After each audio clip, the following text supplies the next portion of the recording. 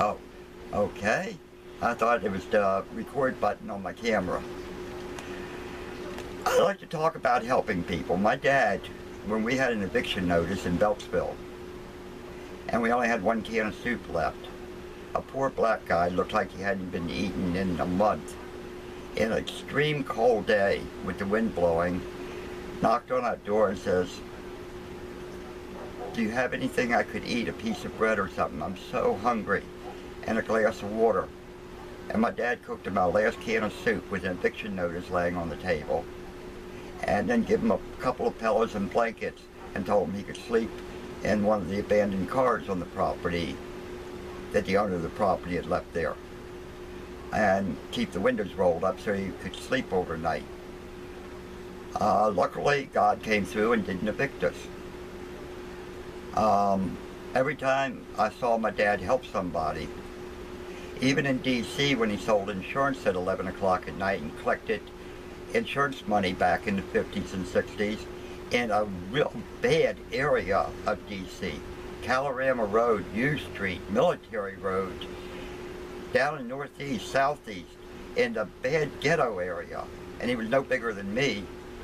He saw some of his insurance clients, elderly black women, being beat up with a gang of young black kids trying to get her purse from her because she went down to the corner store to buy a gallon of milk. Elderly people. He'd jump out of the car with a crowbar and yell the N-word and everything and run at them when, if somebody called 911, which wasn't existing back then, but the same thing, call the police, they would wait until they had 30 cops to even go in the area, because the cops were so afraid of these areas. My dad was chasing people away, trying to rob elderly black people from, while he was collecting 50 cents a week or $1 a month or something for MetLife insurance policies and selling insurance in this poor area.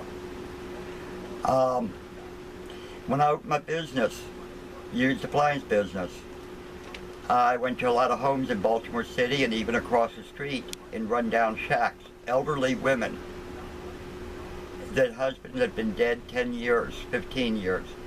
The kids didn't give a damn. Torn furniture, roof leaking, old rust bucket car with expired tags, and they were dumping out piggy banks to pay me to fix their washer or refrigerator. I'd turn around, fix it for them, and say, "God bless you," and walk out.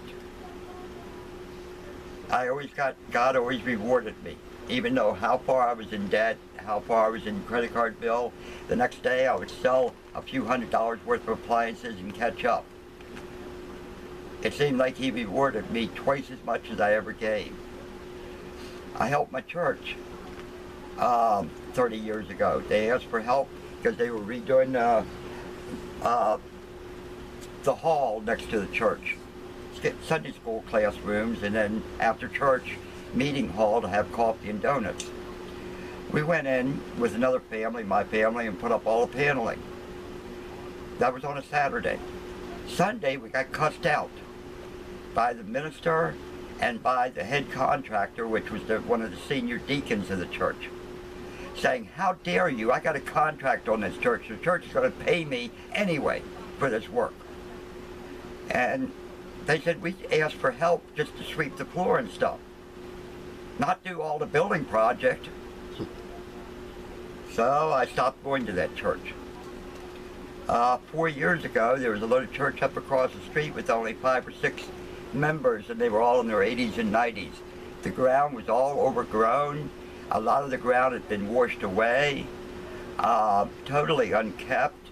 The building looked like shit. The roof leaked in a couple places. I hired people for the next couple of years to get rid of all the thorn bushes, 20 foot behind the church, on the side of the church. I've had 100 truckloads of dirt dumped in there, single axle dumps, and I spread them out, or paid people to spread them out with their backhoes and stuff. I had cement dumped there and built about a 20 by 30 foot cement patio and a double barbecue for them. I put a cross up. I planted flowers and rose bushes around the church. I did some touch-up painting. I had a guy go up on the roof and fix the leak. And then I got them a phone for the church. I set them up a Facebook page, and I put on the Facebook page because the head guy of the church, one of the head deacons, not the reverend, told me we might have to claim bankruptcy before the end of the year because we only have 5 members left. So I put that on Facebook to please help this poor church that had been there 50, 60, 70 years. It was the first church in this black neighborhood I live in. And the reverend calls me up and cusses me out. How did I slander the church? They actually have 7 members, not 5. And they don't need any money from anybody from the outside. They don't need any new members. How dare I state that? So I quit helping them. But I still turn around and help people. The guy videotaping, he didn't have a lot of money. He told me he was having car trouble, so I went over and fixed his car. I told him it was a $300 charge for road service, but he just take it out of my excessive pay that I get from you. What excessive pay? Take him forever to pay that back with what I pay him. But I always like helping people. Even though I don't have any money in my pocket over the years, I've always bent over backwards to help people less fortunate.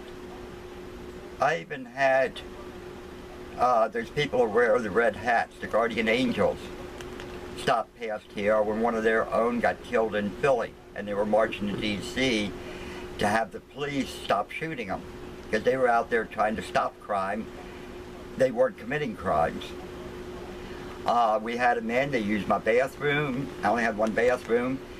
We had coffee, sodas, got a lot of the donut shops and hamburger shops to bring hamburgers and donuts for them when they stopped here, about 50 of them. And the news media stopped here. I just turn off the cameras. I don't want any publicity for my store. I'm doing this out of the kindness of my heart. I give money straight to people. I give help straight to people. I don't like charities. It ends mostly up in the board of directors or the CEO's pocket instead of actually going to help people, and that includes the Red Cross and the United Way and the Wounded Warrior Project. Most of them was crooked. They should have requirements that 90% of the money they collect go out, and limits on their CEO and board of directors payroll of only 1% of what they collect. I like to help people, and I fight for people also when the government abuses them. I tell them how to fight. I'm not a lawyer, but I could probably pay us the bar. Thank you.